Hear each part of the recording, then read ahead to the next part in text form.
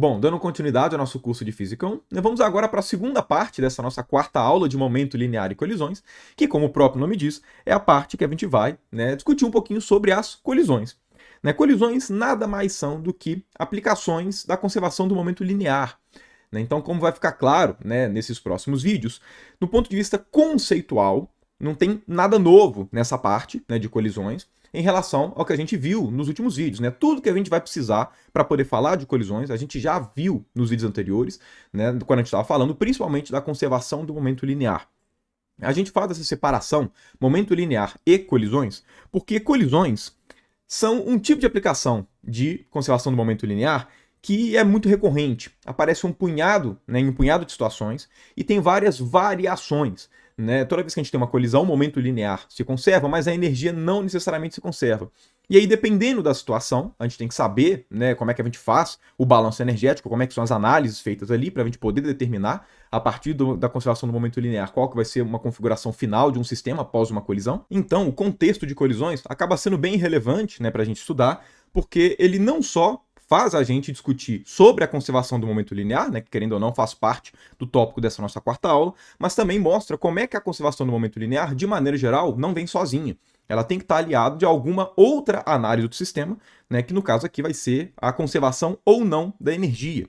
Então, enfim, dependendo do tipo de colisão, a gente vai estudar esse tipo de coisa, dependendo das configurações iniciais dos corpos que estão colidindo, sejam suas massas, sejam suas angulações, porque a gente pode ter colisões bidimensionais ou não, se eles vão permanecer como os mesmos dois corpos, ou se eles vão se tornar um corpo só, se eles vão despedaçar, enfim.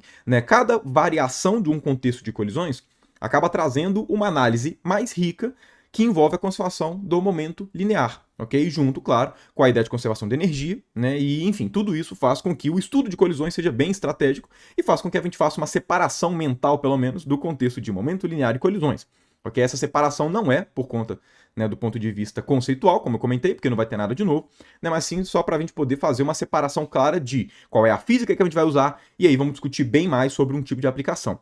Mas bom, qual que é o esquema geral que a gente vai utilizar para poder estudar colisões? Colisões podem ser entendidas no ponto de vista esquemático da seguinte forma. A gente tem um punhado de sistemas iniciais, ok? Sei lá, um sistema inicial com massa M1, um com massa M2, um com massa M3, aqui eu vou dar o exemplo desses três corpos aqui, ok? Mas, enfim, poderiam ter mais corpos aqui, a gente pode colocar para colidir uma quantidade de sistemas que a gente quiser. Esses três caras daqui, eles começam com as suas características iniciais, ou seja, cada um deles tem suas massas e também tem os seus momentos, que eu vou representar aqui por P1, P2 e P3, ok? E a gente vai colocar esses três corpos para poder interagir. Nesse caso daqui, a interação é um vai colidir com o outro, eles vão se chocar no caso. Esquematicamente, isso significa que esses três caras vão entrar em uma certa região, que é uma região que a gente chama que é a região de interação, ok? Aí, como eu comentei, essa interação, no caso, é uma colisão. E depois que essa interação acontecer, cada um dos corpos vai tomar o seu próprio rumo. Então, por exemplo, pode ser que depois dessa interação, depois que esses corpos trocarem forças uns com os outros, pode ser que esses três corpos continuem sendo esses três corpos, ou seja, nenhum deles se partiu, nenhum deles se juntou. E aí, a gente vai ter, no final, os mesmos três corpos aqui, de massa M1, M2 e M3, mas agora, como eles interagiram, como eles trocaram forças uns com os outros, o seu momento linear, o momento linear dos três, pode ter modificado. Consequentemente, ao final dessa interação, o corpo de massa M1 ficou com o momento P1', o de massa M2 P2' e o de massa M3 P3'.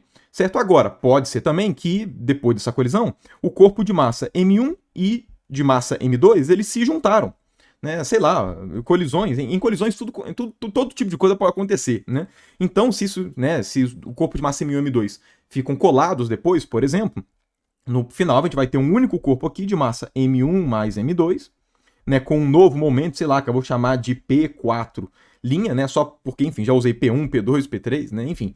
E aí a gente vai ter aqui o corpo de massa M3 com P3'. Certo? Enfim, pode ser que o corpo de massa M1 ele partiu no meio. Então, no final, eu não vou ter dois corpos, eu vou ter quatro, Enfim, o ponto aqui que eu quero dizer é que o que acontece nessa interação está intimamente relacionado, obviamente, com a configuração final do nosso sistema. Certo? É essa interação que modifica a condição inicial para a condição final. Agora, independente de como essa interação é, independente se, sei lá, né, algum corpo particionou, se algum corpo juntou, se eles simplesmente, né, enfim, se colidiram e a energia foi conservada, independente de como essa interação acontece, a gente sempre tem o mesmo resultado.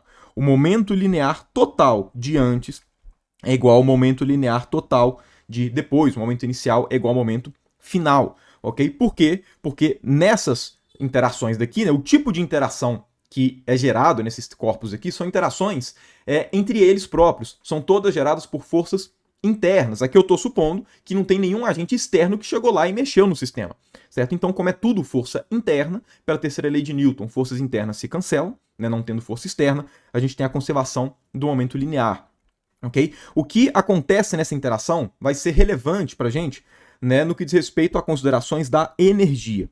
Né? Por mais que o momento linear não seja sensível ao tipo de fenômeno que está acontecendo aqui dentro, né, dado que é tudo força interna, né, a energia ela é sim sensível. Né? Por exemplo, se dois corpos juntam e ficam colados, isso diz respeito, né, isso passa uma informação quanto à energia. Né, se por algum acaso um desses corpos que está aqui, do nada, ele meio que particiona, né, sei lá, porque tinha um explosivo lá dentro, por exemplo. Né, se tem um explosivo lá dentro e ele estoura, isso é uma força interna, não tem ninguém de fora exercendo força, é tudo lá de dentro. Isso, obviamente, vai modificar o balanço energético. Enfim, a forma como a interação acontece, ela acaba sendo relevante para a gente só, né, para a gente falar a respeito da energia. Né, agora, né, relacionado à conservação do momento linear, que, querendo ou não, é o mais importante para a gente nessa nossa quarta aula, né, de momento linear e colisões, né, o que acontece na interação é indiferente. Ok? E aí, né, enfim, o que a gente vai fazer no nosso objetivo principal, né, nessa parte aqui de colisões é, a partir das condições iniciais do nosso sistema, certo? Qual vai ser a configuração final. Então é basicamente isso que a gente vai fazer durante todos os próximos vídeos até acabar essa nossa quarta aula de momento linear e colisões. O que a gente vai fazer o tempo inteiro é isso, né? Determinar configurações finais a partir de configurações iniciais, levando em conta que a interação é uma interação do tipo de colisão, né? A gente tem corpos chocando, enfim, né? Tudo interno. Como que acontece nessas regiões de interação? Né? Afetam o balanço energético? E, querendo ou não, né, o balanço energético é importante para que a gente consiga, né, estudar o que acontece com o sistema físico após uma colisão. Né, vocês vão ver que os próximos vídeos vão estar separados em muitos casos.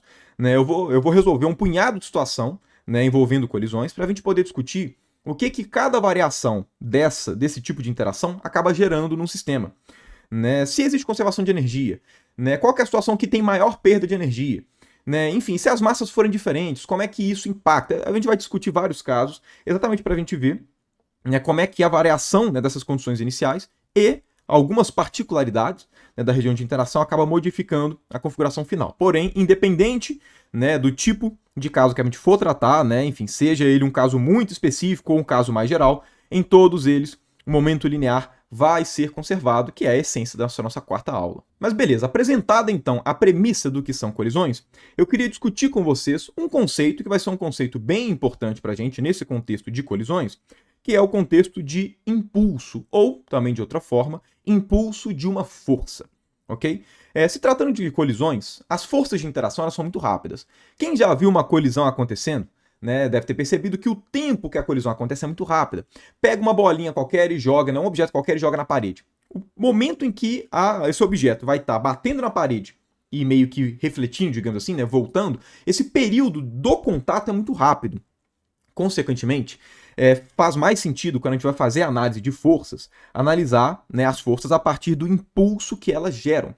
Até porque, né, também, no que diz respeito a colisões, como o momento linear se conserva e essas interações são muito rápidas, faz muito mais diferença para a gente saber as consequências daquela força do que necessariamente saber como foi exatamente aquela força. Além de que o conceito de impulso está diretamente relacionado com a noção de força média, que é uma noção extremamente importante para a gente poder fazer, né, modelagem de diversos problemas físicos diferentes.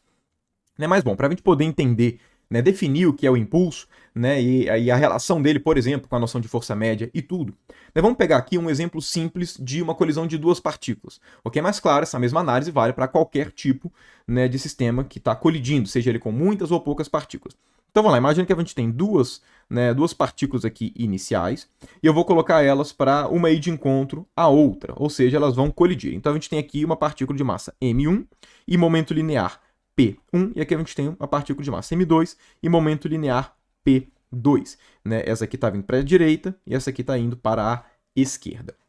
Ok? Eu vou até colocar aqui o P1 em cima, então P1 aqui em cima e o P2 em cima dessa setinha, só para deixar claro que esse vetor é o vetor momento linear.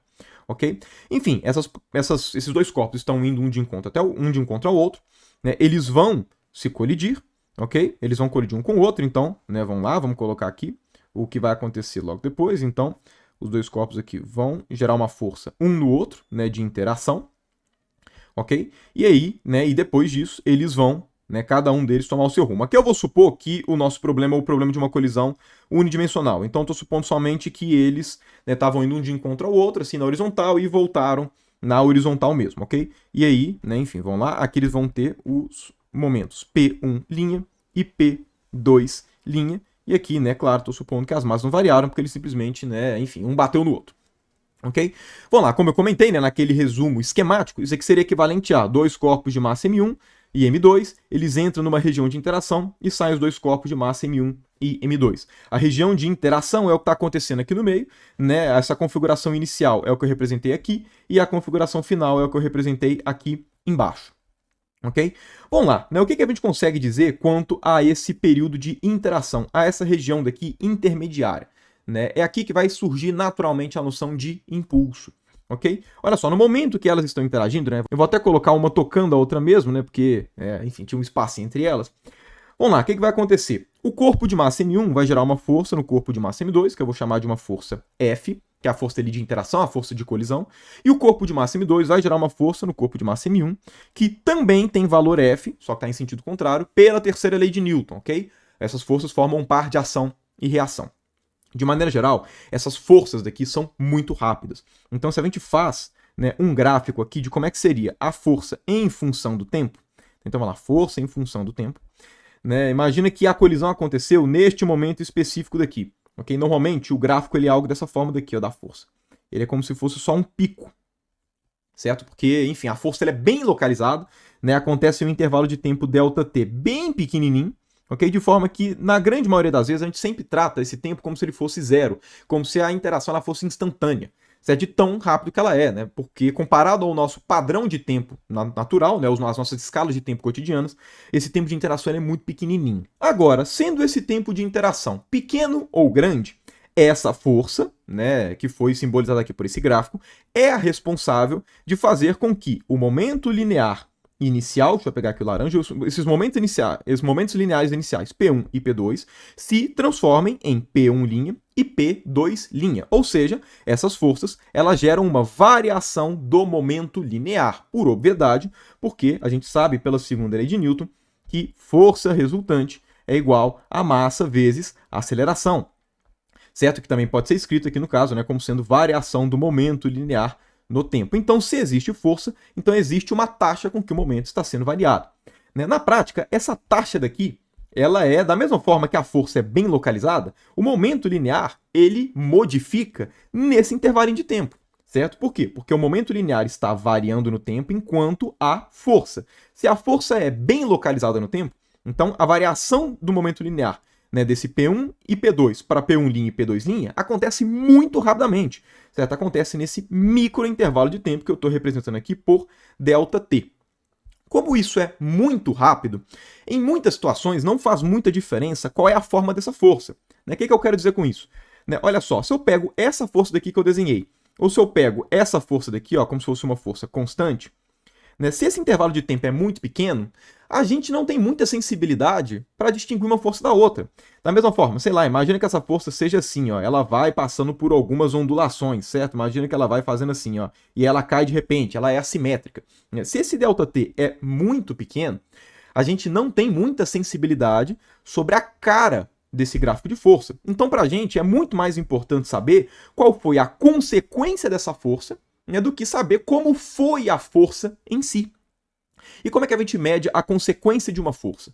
A consequência de uma força, em um sistema principalmente que está, né, colidindo, é medido a partir do impulso, certo? Vamos lá, se a consequência, né, dessa força é variar o momento linear, eu gostaria de saber qual que é a relação direta entre essa variação do momento linear e a força, né, que, enfim, que está sendo aqui descrita, né, por esse tipo de gráfico. Okay? Isso é fácil a gente tirar integrando a segunda lei de Newton no tempo.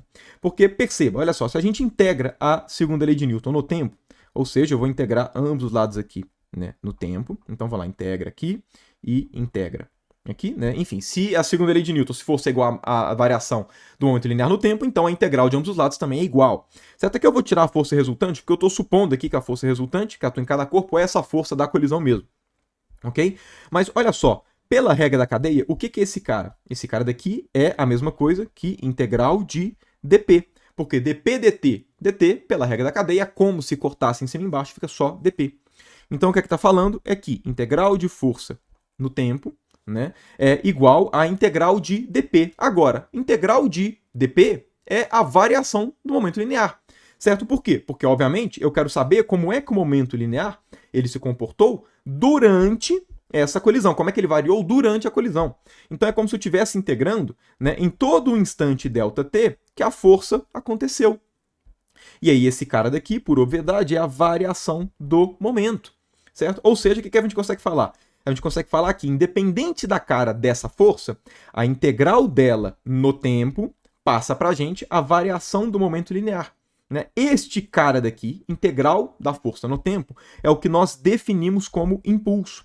Então, o impulso de uma força é a integral dessa força no tempo, aqui no caso, né, durante o intervalo de tempo que você está querendo analisar esse impulso.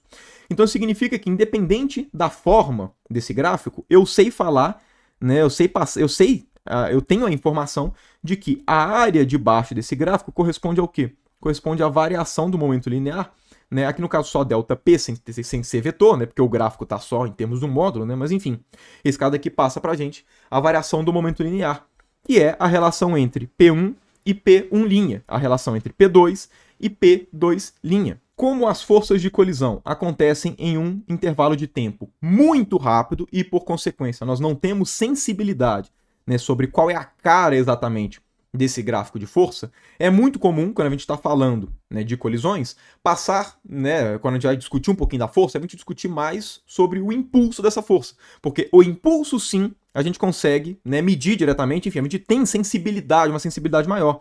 Porque para a gente saber qual foi o impulso da força, basta fazer o momento final menos o momento inicial. Matou, eu sei qual foi o impulso, porque isso é a variação do momento linear. E a partir dessa noção de impulso, a gente inclusive verifica que o momento linear ele é conservado. Por quê? Porque olha só, impulso é a integral da força no tempo. Aqui até faltou da força vetor, né? Claro, tem que ser do vetor força, ok? Agora olha só, se a gente for analisar esse momento aqui de interação, se esse cara daqui, né, tem um impulso, né, se essa força daqui gerou um impulso I, essa força daqui vai ter gerado um impulso menos I. Por que eu afirmo isso? Porque impulso não é integral da força no tempo. A diferença dessa força para essa força é somente um sinal, certo? Elas são iguais em módulo pela terceira lei de Newton, só que em sentidos contrários. Então, em uma, né, dessas, quando a gente for calcular o impulso de uma delas, uma vai aparecer com sinal positivo e a outra vai aparecer com sinal negativo. Consequentemente, o impulso de um é I e do outro é menos I. Ou seja, o impulso total do nosso sistema, se a gente levar em conta, né, que o sistema partícula 1 e partícula 2 é um único sistema, né, o impulso total é igual a zero. Se o impulso total é igual a zero, significa o quê? Significa que a variação do momento linear total é igual a zero, ou seja, momento linear inicial é igual ao momento linear final. Então, só outra forma de se constatar a variação do momento linear, ok? Mas, enfim, o meu objetivo nessa aula daqui era realmente definir, né, era falar um pouquinho de colisões, né, o aspecto geral, e definir essa noção de impulso, porque ela acaba sendo bem relevante para esses problemas em que a força é muito rápida, acontece um intervalo de tempo muito pequeno, e aí a nossa sensibilidade maior é para os efeitos dessa força, que aqui no caso é a variação do momento linear destes sistemas. Ok? Então perceba, né, a forma como o momento linear P1 vai variar é igual à forma como o momento linear P2 vai variar, só trocando a direção e o sentido.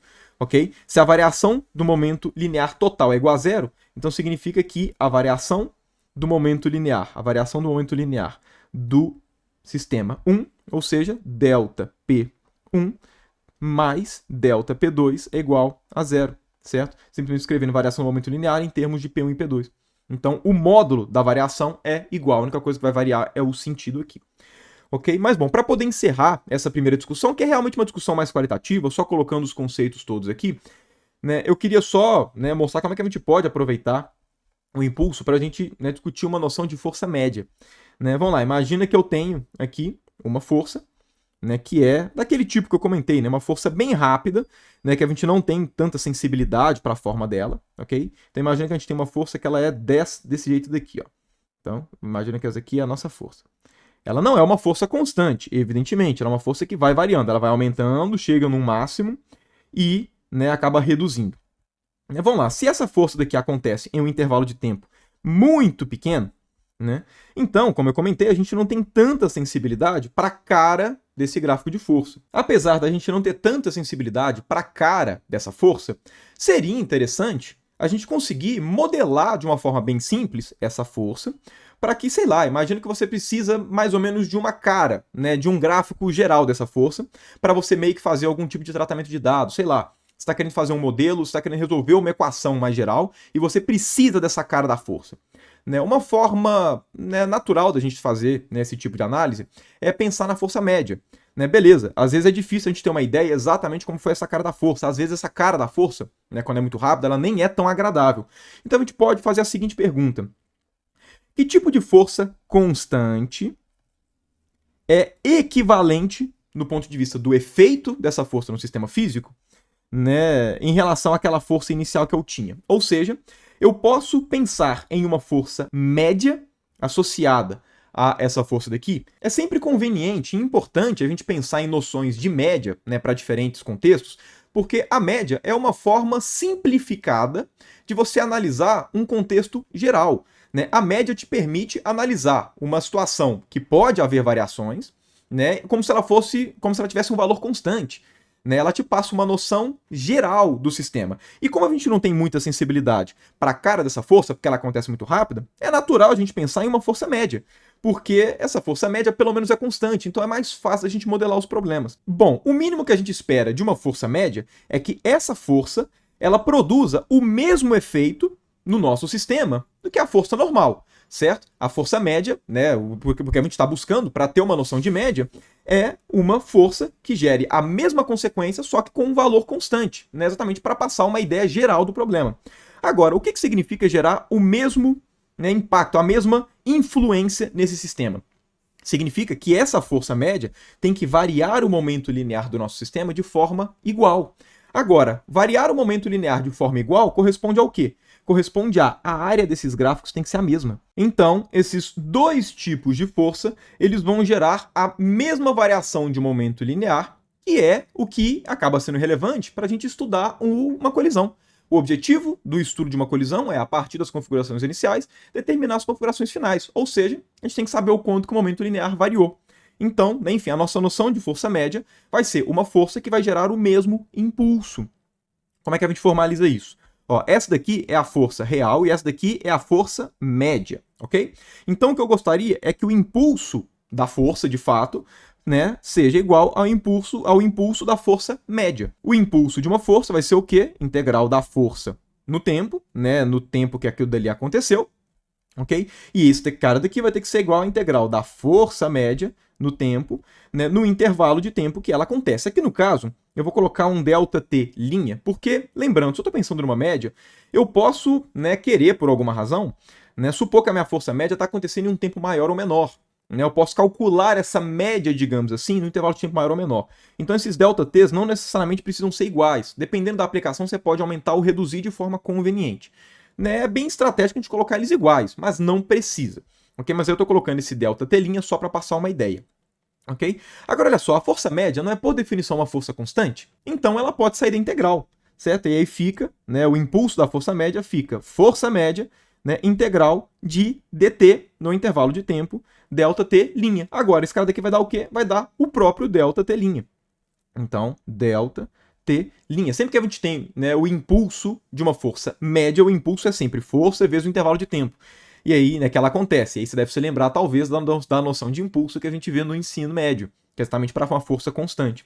Ou seja, qual que é a força média do nosso sistema? Ela vai ser 1 sobre ΔT', e o impulso da força de fato. Então, F dt no intervalo de tempo Δt que ela acontece, ou então, né, como sendo o impulso da força mesmo, dividido pelo intervalo de tempo que eu quero que essa minha força média atue. Ou seja, né, eu realmente estou pegando, né, essa área toda daqui e eu estou distribuindo ela no intervalo de tempo Δt, né, enfim, exatamente para que eu tenha a minha força média naquele intervalo de tempo que eu peguei. Então percebam, o impulso é naturalmente, né, a forma natural, no caso, que a gente tem de pensar em uma força média. Né? Mas, bom, dado isso, eu vou encerrando o vídeo de hoje. Né? Como eu comentei, meu objetivo era mais comentar o aspecto geral de colisões, né? para meio que introduzir esse tópico aqui, e discutir sobre esse conceito de impulso. Né? A partir do próximo vídeo, né? Todos os vídeos, na verdade, né, que faltam ainda dessa nossa quarta aula de momento linear e colisões, vai ser, né, da gente resolvendo diferentes tipos de colisões, para a gente entender como é que, né, enfim, variações dessas condições iniciais, enfim, pequenas nuances, né, como é que pequenas nuances nas colisões acabam, né, impactando, né, o curso geral, né, enfim, a configuração final depois da interação desses corpos que se colidem.